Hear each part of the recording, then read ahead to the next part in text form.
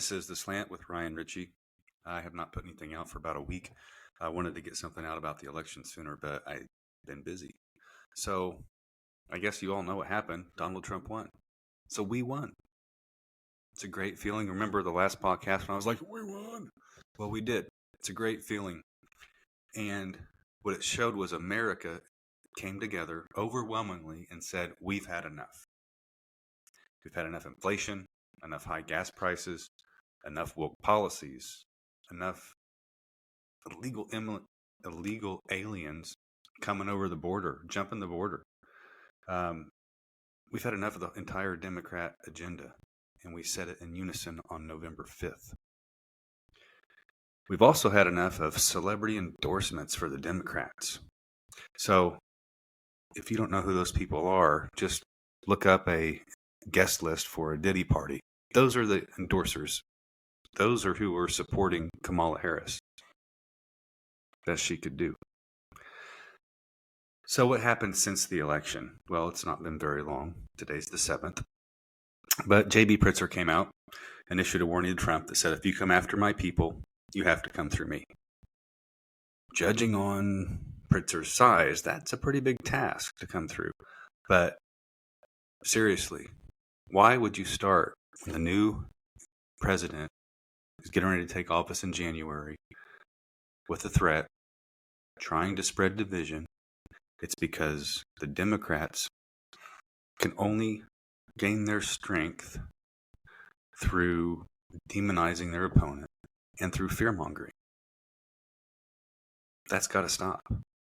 I mean, all these crooked politicians just need to go away. We need to start over. After that, Gavin Newsom. He wants state-funded money for litigation against Donald Trump because he says Donald Trump is going to try to change abortion laws again. In Donald Trump's first term, the Supreme Court ruled that abortion fell back to the states, and it's the state's responsibility to choose their own laws regarding abortion. So, Mr. Newsom, you're the governor. You can make those decisions, and if you want to continue to allow babies to be killed, I guess that's on you. But that's on you. So, trying to create division again, trying to start fear-mongering. So there was quite a few million votes this past election that the Democrats did not get. And we're kind of wondering where those went. Well, let's step back a little bit. So in 1992, Bill Clinton received 45 million votes. His second term when he ran, he received 47 million votes. Jump forward to the next Democratic president, Barack Obama. Barack received 69 million votes in 2008, and in 2012, he received 66 million. So if you go back even further, looking at the Democrat popular vote, every other election, Democrats received under 48,000 votes. So historically, Joe Biden came in 2020. Joe Biden received 81 million votes, more than any presidential candidate, Republican or Democrat, in history. Oh, wait, I misread that. I'm sorry. No, 81 million. 81 million votes. You've seen Joe Biden, right? That's insane. Barack Obama was probably the most popular, and Bill Clinton, the most popular Democratic presidents in modern history. And 69 million votes was the most that Barack got. Then we look at Kamala. This year, a few days ago, she received 68 million votes. So right there is around 13 million votes Biden had just 4 years ago that Kamala didn't get. So that leads us to two theories. Theory one, voter turnout just wasn't there. all of the celebrity endorsements. Maybe they didn't work. Maybe people had to do laundry that night and all day. Maybe they had to mow their yard and forgot to vote. Everyone just went out. Democrats forgot to vote. They forgot it was election day. That's where 13 million votes didn't come through for them. Or maybe in 2020, some of those 81 million votes that Joe Biden got were not real votes.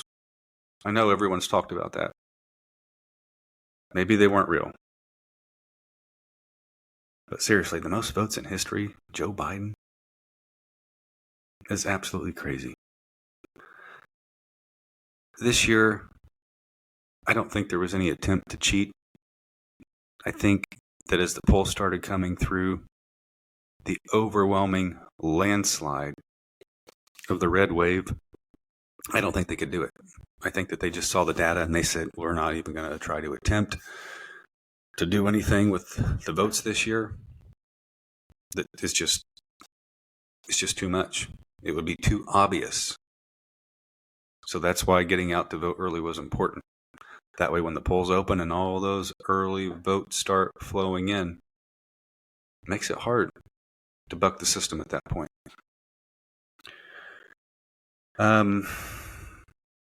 Next is that it was announced that the charges against Donald Trump and all lawsuits from Jack Smith are going to be dropped because Jack Smith works under Department of the government who cannot prosecute a sitting president. So, goodbye, Jack. You're a freaking loser. And the last thing I want to bring up today is media, mainstream media. Just shut up. Since 2014, you have done nothing but bash Trump. Prior to 2014, you all loved him. Constant negative rhetoric is what's created all the liberal tears. And it's hurt a lot of people. There's a lot of liberals out there who are wrecked that Donald Trump won again. They're wrecked because of the lies of the mainstream media. Just report the damn news. Leave your opinions out of it. Keep your opinions to yourself. All you care about are ratings. Report the news. Instead of doom and gloom, like ABC's coverage of the election night, I had to turn the channel because they could not do a segment without saying something negative about Donald Trump. I don't think they know how to broadcast the news without saying negative things about him. I mean, when you look back at CNN's ratings, when Trump was president, they had really high ratings because all they did was bash Trump and people tuned in to listen to it. Once Trump was no longer president, their ratings, I heard today, dropped like 40%. So the CNN, are they going to go back to the old playbook and start bashing Trump to get the ratings up? More than likely, they will. But I'm going to have some more on the crooked mainstream media in future episodes. But what to remember, we got a chance now. Trump's going to be back in office, and life is good.